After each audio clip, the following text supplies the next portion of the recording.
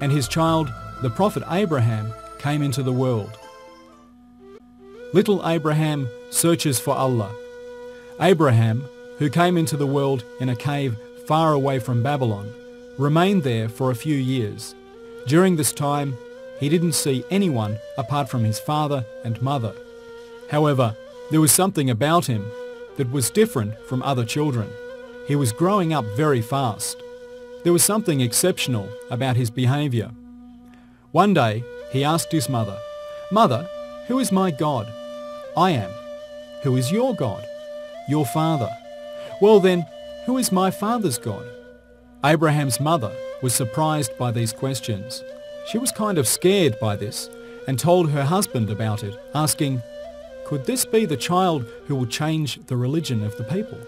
However, Azar ignored her and said he was only a child. Abraham asked the same things to his father one day. "Dear father, who is my God?" "Your mother." "Who is mother's God?" "Me." "Who is your God?" "Nemrod." "Well then, who is Nemrod's God?" That last question angered Azar a lot. He told Abraham angrily, "Don't say things like that ever again." Although Abraham was very young, he was strongly against the beliefs of the people of Babylon. Allah had filled his little heart with holy light. It was obvious from his behaviour and how he spoke at that age that little Abraham was going to be the leader of a holy battle. One day, Azar told his friends, "I had a son, however I hid him because I was afraid that Nemrod would kill him. If I bring him back, will Nemrod do anything to him?" His friends replied, "No, he won't do anything. You can bring back your son now. Nemrod forgot about that a long time ago." Azar then went to the cave and took Abraham out. They all headed back to Babylon together. Abraham was seeing everything for the first time because he had lived in a cave until then. He carefully looked at people, animals and trees, basically everything. He kept asking his father questions about everything he saw, and his father was answering him. "Father, what is that?" "That is called a horse. You ride on it." "What is that?" "That's a cow. You get milk and meat from it." Abraham listened very carefully to everything he was told and thought to himself, there must be someone who has created all this and given everything a reason to be alive. These wonderful things can't happen by themselves. Abraham becomes a prophet. Abraham's father, Azar, as well as being the leader of the temple, was also a trader. He made little statues at his house, and his sons would go and sell them at the market. Abraham was now a young man. His father had given him a couple of statues and sent him to sell them at the market. But Abraham had hated the idols since he was a little boy. He didn't think that they were worthy of worship. For this reason, he would tie string around the statues' necks and drag them all the way to the market. At the same time, he would shout, "Who will buy these statues that don't have the ability to do harm or good?" Those who heard Abraham's attitude towards the idols would get annoyed, but couldn't say anything because of Azar's status. While his brothers would come back empty-handed with their pockets full of money, Abraham would come back having sold nothing. His father couldn't understand why this was happening. This carried on for some time. Some of the townspeople then saw it fit to finally tell Azar of Abraham's attitude. Azar had sensed something was up. He was aware of the fact that his son didn't like the idols.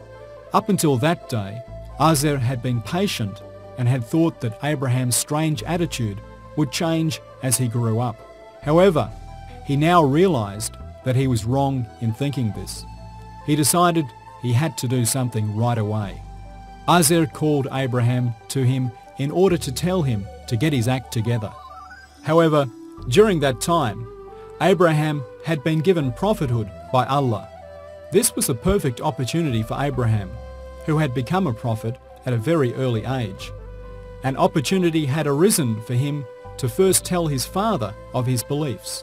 He went running up to his father and said, in a respectful manner, "Dear father, why do you worship lifeless things that cannot see, hear, or stop a disaster? There is only one who you should worship, who can see, hear and help his people who worship him with their troubles. Azer was shocked when he heard these words from his son.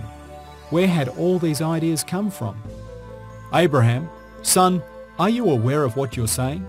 How can you dare talk to me in this way? Abraham explained the situation to his father like this. Dear father, Allah has made me a prophet. I was ordered to show my people the right way. Come and be the first one to join me.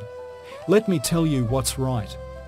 The prophet Abraham didn't show any disrespect towards his father when he was talking to him. He wanted to get through to his mind and his conscience to show him the uselessness of worshipping the idols. But these words didn't manage to have an effect on Azer because he wasn't listening to his son in order to find the truth. The effect of his words only made him listen to his son with pity. For this reason, his reply to his son was harsh. Dear Abraham, so you have decided to turn your back on the idols I have worshipped. In that case, you are not a dutiful child. If you were, you would follow the way of your father and your ancestors.